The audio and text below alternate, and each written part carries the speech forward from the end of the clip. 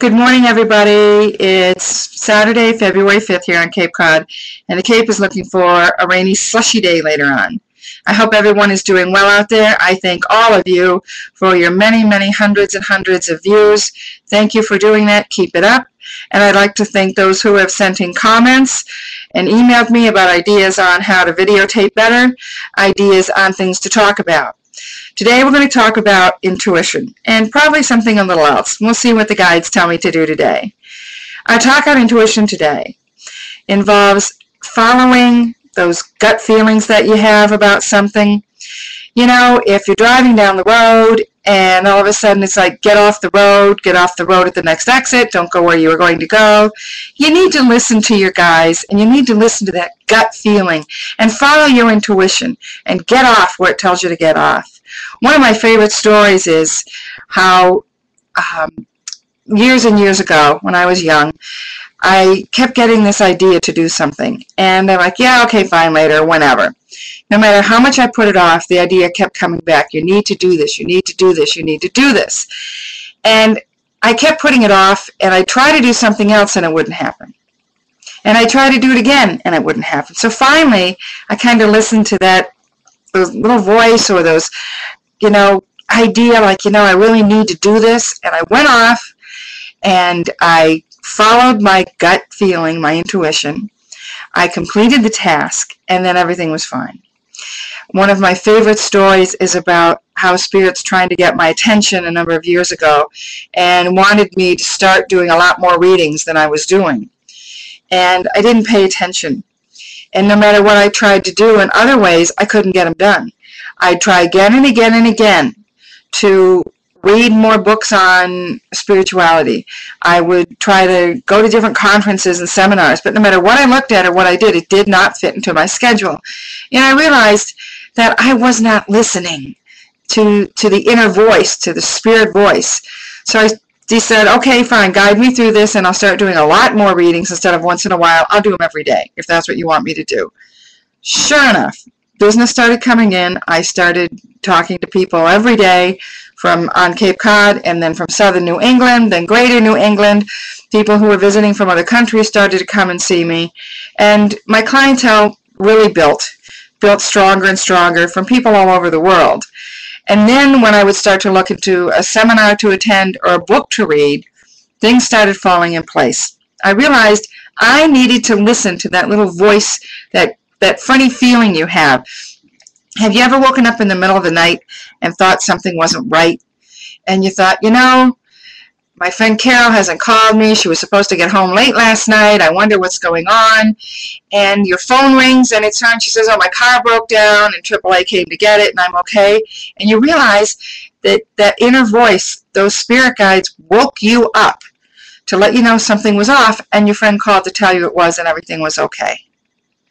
Unfortunately, my mom passed on, crossed over a number of years ago.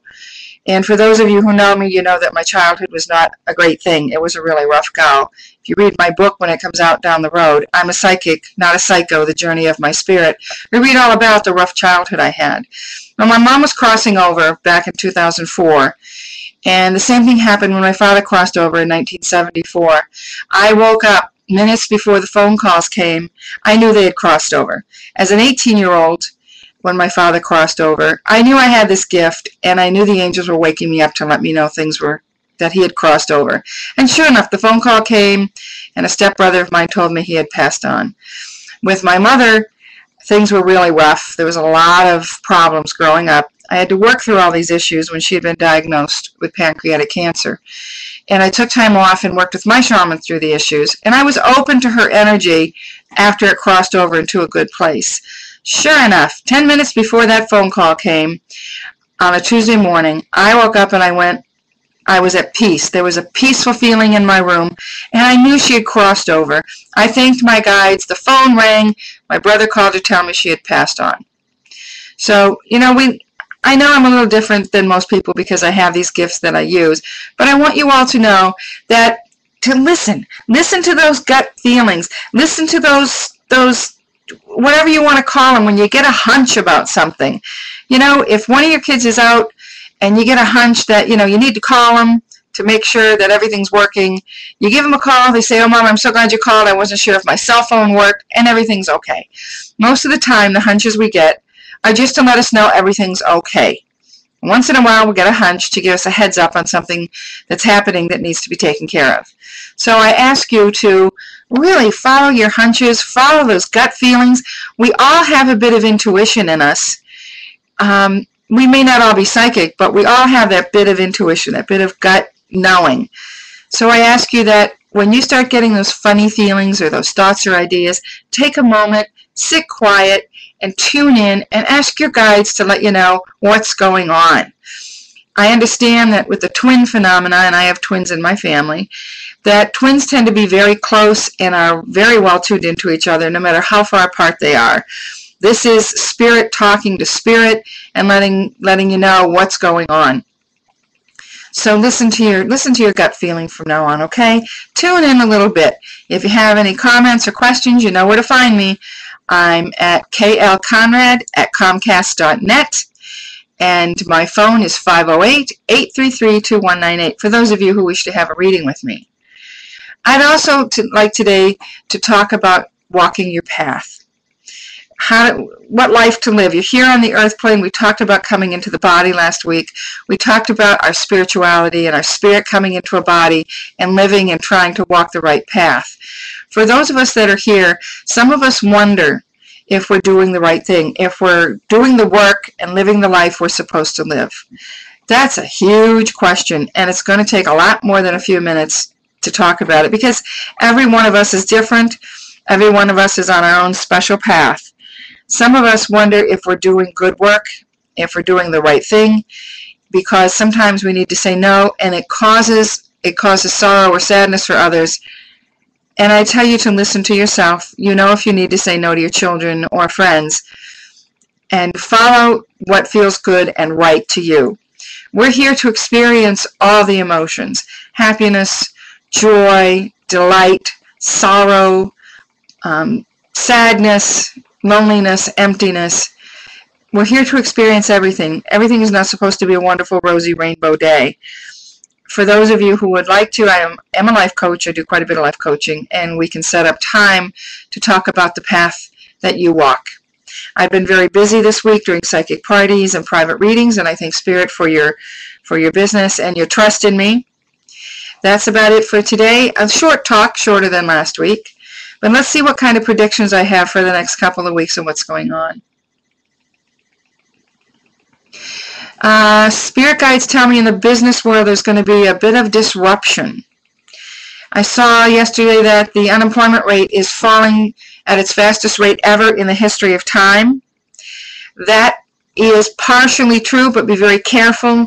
We're going to see that change again next month to where it's not falling as quickly. Watch the business world for businesses that need to reorganize. A lot of downsizing is about to go on.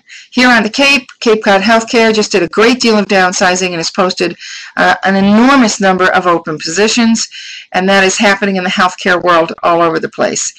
Healthcare is reorganizing itself. The insurance companies are very worried about universal healthcare here in the U.S.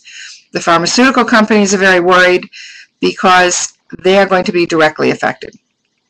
As far as the healthcare companies go, if you're in healthcare, if you're a private practitioner, you know how hard it is to earn a huge living. That was changed in the 80s with HMOs and health maintenance organizations and managed care plans.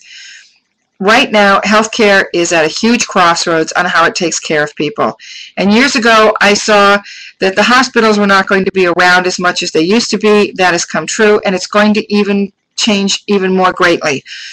We see a lot of outpatient ambulatory care centers opening, a lot of outpatient surgical day centers opening. On the Cape, we have one that I'm aware of. I think we're going to have two, where the surgery isn't going to be done in the hospitals anymore. The cost is extremely prohibitive. The surgeons open their own private surgical practices, and the cost is much more better to handle. It's a lower cost. It's more cost effective to have these day surgery centers away from the hospitals. And they're doing very well. This is a move that's going across the country. It is going to continue to build. And again, hospitals are only going to be around for the ICUs and the emergency room care. Maternity units will be around, but maternity units are going to go to their own private areas also. The surgical day centers are going to start adding maternity care to their centers. A lot of times moms need a little surgery. Sometimes they need to go to C-sections. And I foresee that the surgical day centers are going to start incorporating a little bit of maternity care, and not necessarily overnight care, but I do see a change coming there in how maternity care is handled. Hospitals, again, are going to continue to downsize and get smaller and smaller because they do not need 3 and 4 floors of patients staying there for 7 and 8 days at a time. The surgical daycare centers are going to grow and expand. Maternity care is going to change. It'll still be in some of the hospitals, but I do see a change coming there. It's going to be interesting to see how this comes about. As far as balancing Eastern and Western medicine, that's been a topic of discussion this week. Continue to use Western medicine. It's great for all the testing that's out there if you need any type of testing.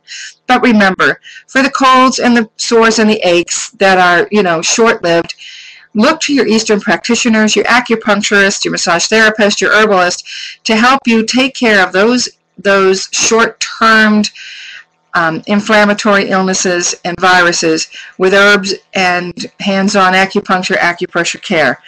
Those are okay. For any kind of injury or illness that is prolonged, that causes a great deal of pain, you definitely need to get checked out in an emergency room or an urgent care center to make sure there is no trauma to your body, broken bones, or severely damaged organs and tissue problems. But for the everyday colds, don't bother your doctor.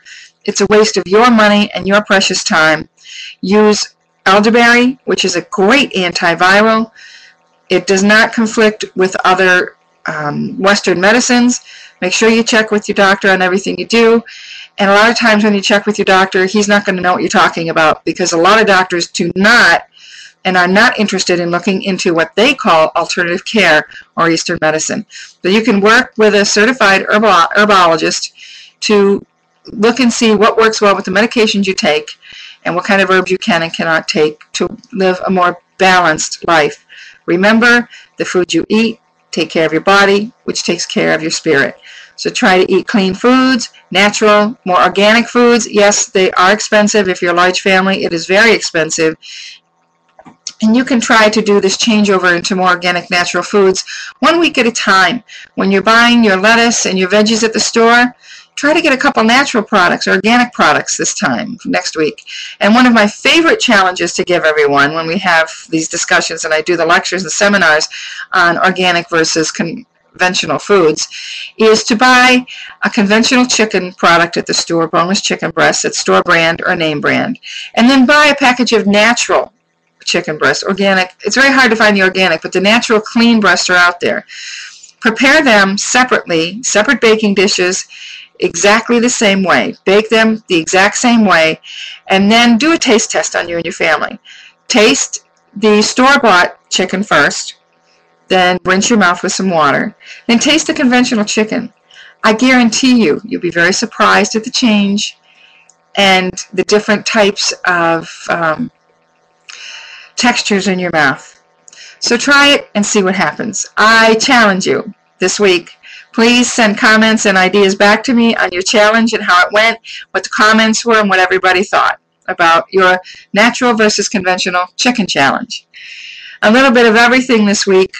No weather predictions. We still are waiting for our 2 bigger storms here on Cape Cod. Again, Boston and the western suburbs got slammed last week, as well as the Midwest and the middle of the nation. That was quite incredible, by the way. Chicago and Oklahoma and all the other states out there, you guys got nailed. I hope you were well prepared. For those of you who got caught on the road, the next time they tell you there's a big storm, leave work early. Don't go to work. Make sure you're home so you can be well taken care of. It's nice talking to you and seeing everybody again this week. Thank you again for all your comments and your ideas. I look forward to hearing and seeing more of them. If you'd like to have a chat with me, 508-833-2198 is the number to call to set up an appointment. Send your ideas through email at klconrad@comcast.net, or you can send them right here on the YouTube channel in comments. Again, take care, blessed be, have a glorious week, and we'll see you next time, very soon, right here.